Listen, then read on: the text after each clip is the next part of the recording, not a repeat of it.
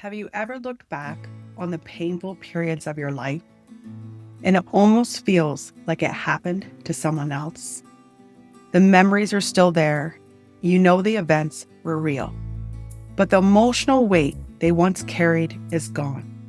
It can feel almost surreal, like you're remembering a story from another lifetime. What many people don't realize is that this is actually a very real part of deep healing. Something begins to change inside of us. The past doesn't disappear, but our relationship to it can change completely. And this is what I want to walk through with you today. Because understanding this can change the way you see your entire healing journey.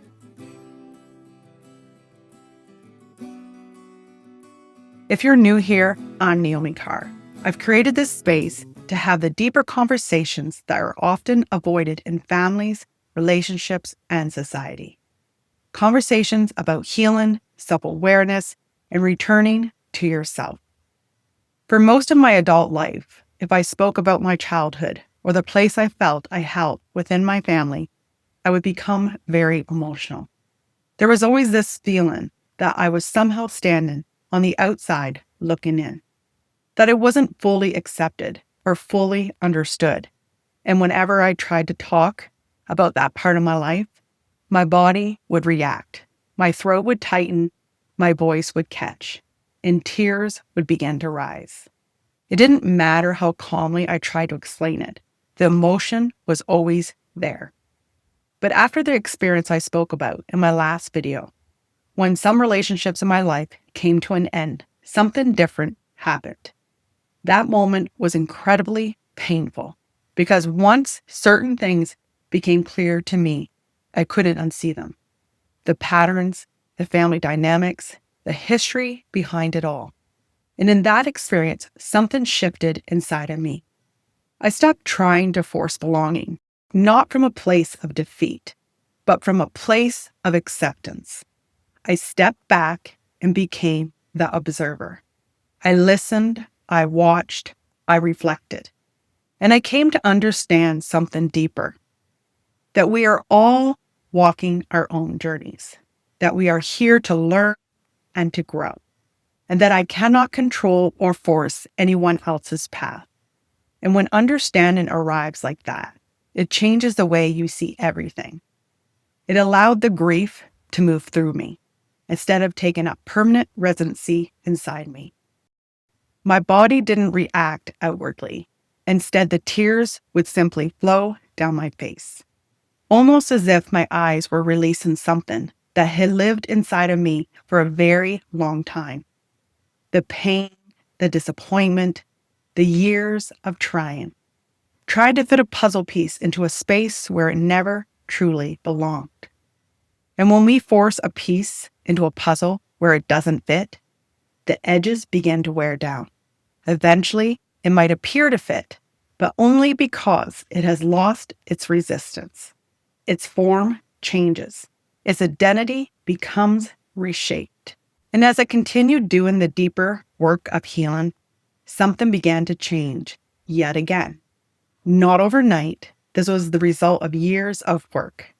I've been on a healing journey for much of my life. But over the last 7 years, I went through the deepest and most honest healing work I've ever done. The kind of work that is not pretty. The kind where you sit with the pain you've carried. Where you face the truth about what happened. Where you move through grief, forgiveness, and letting go. And slowly, something inside of me began to change. There came a moment where I realized I could talk about the painful parts of my past without my body responding the way it once had. And even more surprising than that, when I look back at those years now, it almost feels like another life. Not because the events didn't happen, but because the emotional weight that once lived inside those memories is no longer there. I feel very neutral when I think about them, calm and at peace. Almost like I'm remembering a story that belongs to a version of me who lived in a different chapter of my life. Like I'm watching scenes from a life that no longer exists. And for many people, that moment can be confusing because it was confusing for me too. We wonder, why does my past feel so distant? And the answer is deeply connected with how healing works. For a long time, memories are not just stories we remember. They are experiences that still live inside of the body. When we think about certain moments from our lives, the body can react as if those moments are happening again. Trauma is not only stored as memory, but in the body as well. Psychiatrist Bessel van der Kolk talks about this in his book, The Body Keeps a Score, explaining that traumatic experiences are often held in the body long after the event has passed. And I saw this clearly with my own life. Up until about 8 to 10 years ago, I would sometimes wake up in the middle of the night sobbing. Nightmares from my childhood, dreams about trying to belong, trying to fit into a place where I always felt like I was on the outside. My body would respond to those memories long before my mind had time to make sense of them. And for many years, when I would hear people say things like, "I'm grateful for everything I went through because it made me stronger," I used to feel resistance to that idea. Because the truth is, no one wants to go through trauma. No one asks for those experiences. Pain, abuse, mistreatment, hardship are not things we as emotional beings would ever choose. And when you are still carrying the weight of those experiences, hearing something like that can feel dismissive. But over time, as I continued doing the deeper healing work, I came to understand that idea in a very different way. I'm not grateful for the trauma itself, but I'm grateful for the wisdom that came through it, the strength, the awareness, and the compassion it gave me for other people. Because you began to see that many people are carrying wounds we cannot see. And that understanding softens something inside of you. Healing does not erase the past. It changes your relationship to it. The memory remains, but the emotional charge begins to release. And when that begins to happen, something surprising occurs. The story is still there, but the weight we once carried inside that story begins to shift. One of the most profound things that begins to happen through deep healing is that the past stops holding the same authority over your life. There was a time when those experiences felt like they defined everything. The memories, the pain, the story of what had happened. And often that story is accompanied by questions we carry for years. Questions like, why couldn't they love me the way I deserve? Why did this happen to me? Why was I the one who had to carry this? Those questions can live quietly inside of us for a very long time. They become part of the narrative we hold about our lives. And the truth is, we do have to assess the past so that we can process it and move through it.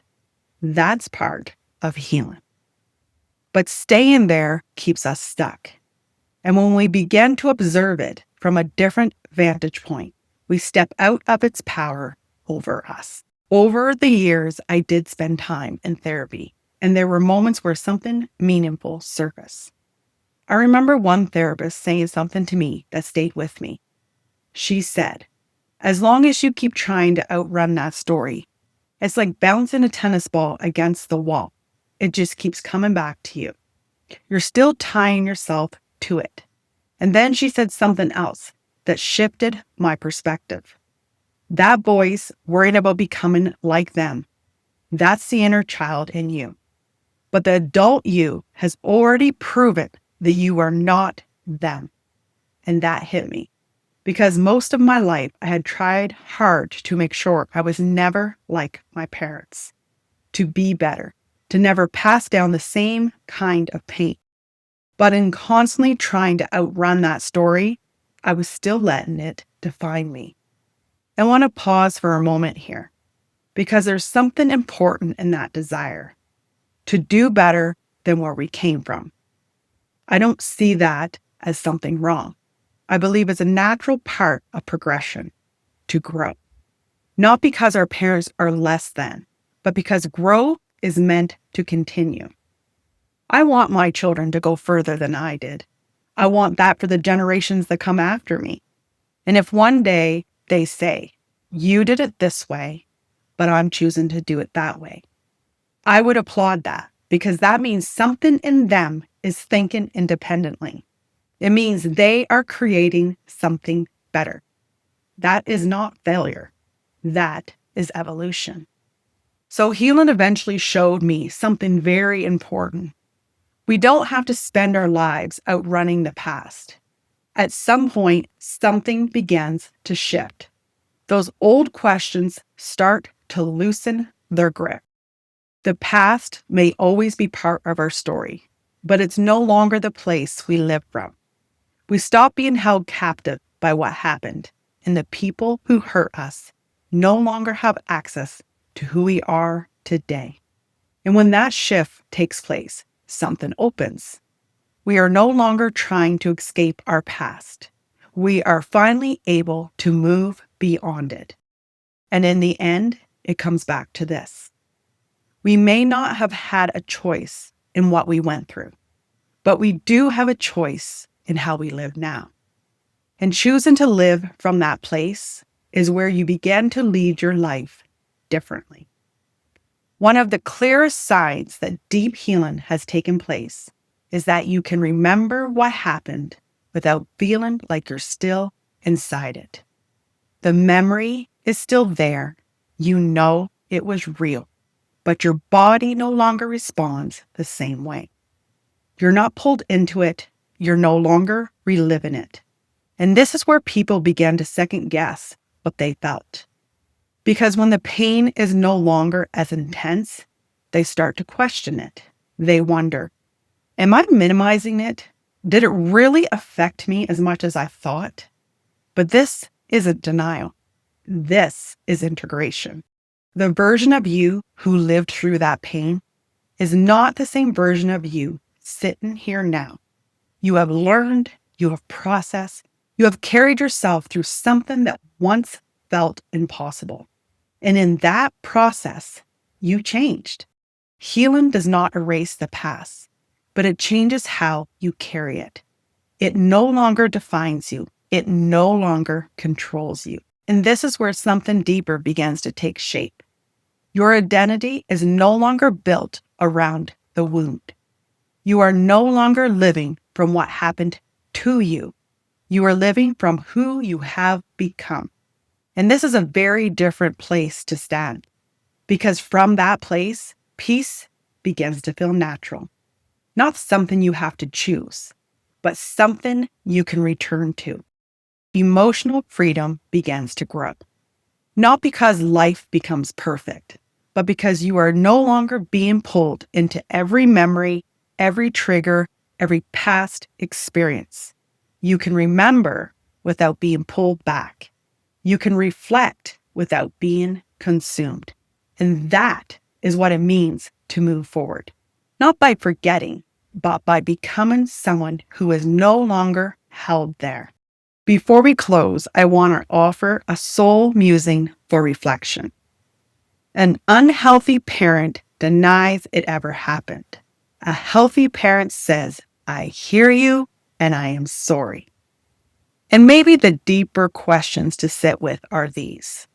Is there something in your past that still feels emotionally present?